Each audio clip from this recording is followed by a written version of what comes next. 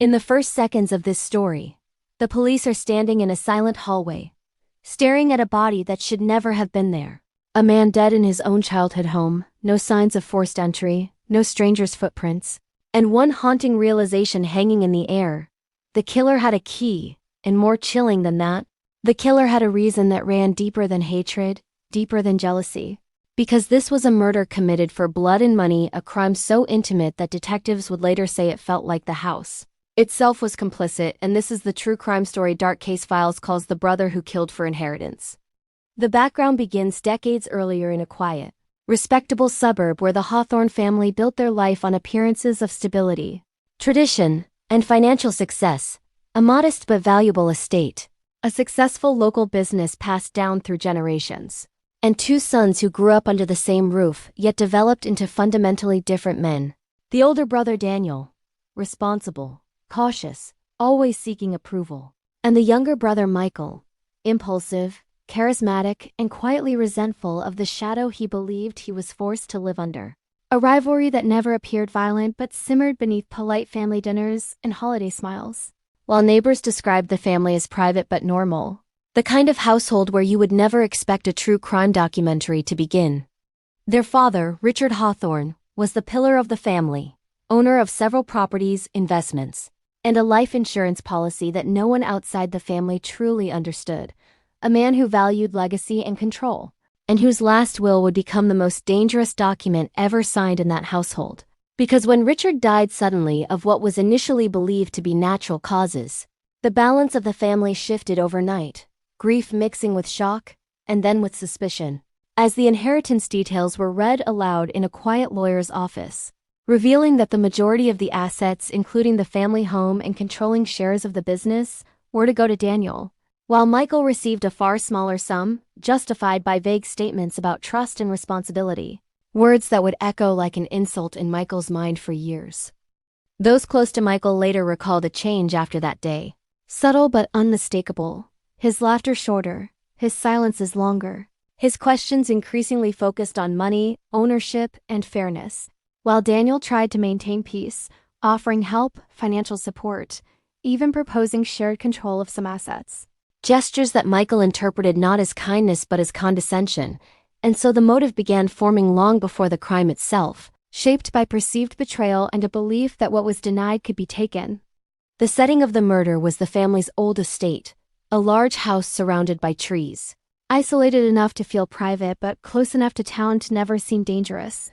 And on the night of the crime, Daniel had returned there alone to sort through remaining documents, reportedly staying late, telling friends he wanted to close that chapter of his life, unaware that someone else was also drawn to that house for very different reasons because shortly before midnight a call came into emergency services reporting an unconscious Nan.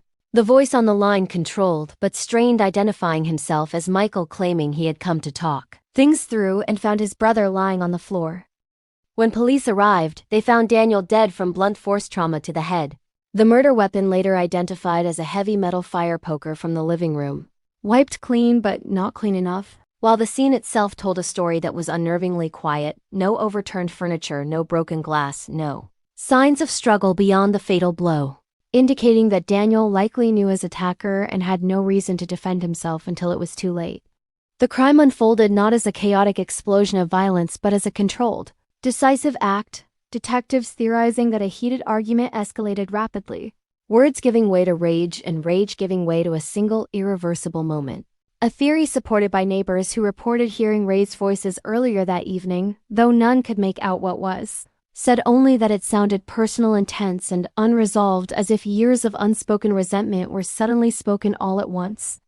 The investigation began with standard procedure, securing the scene, photographing every angle, cataloging evidence, and interviewing Michael, who presented himself as devastated, cooperative, and confused, repeating the same story with careful consistency, that he had arrived unannounced, found the door unlocked, and discovered his brother already injured. But detectives noted small details that didn't align. The absence of blood spatter on his clothes, inconsistent with someone who claimed to have knelt beside the body. Scratches on his hands he attributed to panic, and most importantly, his access to the house without forced entry. Financial investigators were brought in early, uncovering that Michael was in significant debt, facing failed investments and mounting pressure. While records showed he had recently consulted a lawyer about contesting the will, a legal battle that would have been long, expensive, and uncertain, making the sudden death of his brother an outcome that, while horrific, would dramatically change his financial future. The turning point came when forensic analysis revealed partial fingerprints on the fire poker matching Michael placed in a way that suggested grip, not incidental contact, and cell phone data, placing him at the house during the estimated time of death, contradicting his timeline by nearly 40 minutes, a discrepancy that police confronted him with during his second interrogation, where his calm demeanor began to fracture, pauses stretching longer, answers growing defensive, and when pressed about the inheritance, his words slipped from denial into justification, statements about being cheated, about family betrayal, phrases that prosecution would later replay for a jury again and again.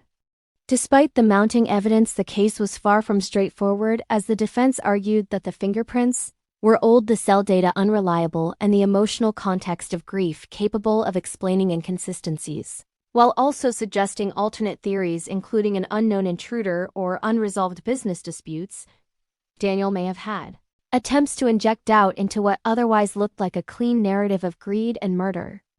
The shock of the trial gripped the community, with headlines branding it a dark case files classic, even before a verdict was reached. A true crime tale of how family bonds can fracture under the weight of money, as witnesses testified about the brothers' relationship, childhood rivalries, and the pivotal moment when the will was read. With the prosecution painting Michael as a man who felt erased by ink on paper and decided to rewrite his destiny with violence, while the defense framed him as a grieving brother being consumed by suspicion and circumstantial evidence. Ultimately, the jury found Michael guilty of second-degree murder, concluding that the killing was intentional but fueled by emotional conflict rather than premeditation, a verdict that brought some closure but left many questions unanswered, including whether the argument that night was spontaneous or carefully provoked, whether Daniel ever sensed the danger he was in, and whether the inheritance itself was the true weapon long before the fire poker was ever lifted. Michael was sentenced to decades in prison, the inheritance frozen, the family estate sold to pay legal fees, a legacy reduced to case files and courtroom transcripts, while public reaction was divided between condemnation and uneasy sympathy, a reminder that true crime stories are rarely as simple as good and evil.